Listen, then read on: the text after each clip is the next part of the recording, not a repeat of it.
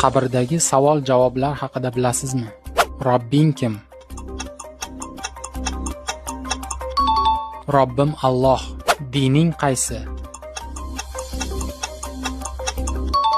Dinim Islom. Payg'ambaring kim? Muhammad sallallohu alayhi va sallam. 3 ta javob topgan bo'lsangiz, like bosib qo'ying. Kitobing qaysi? Kitobim Qur'oni Karim. Tilaging nima?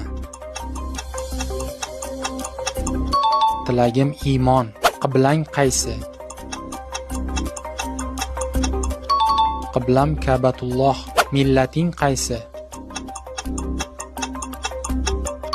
Ibrohim Halilulloh millatidanman.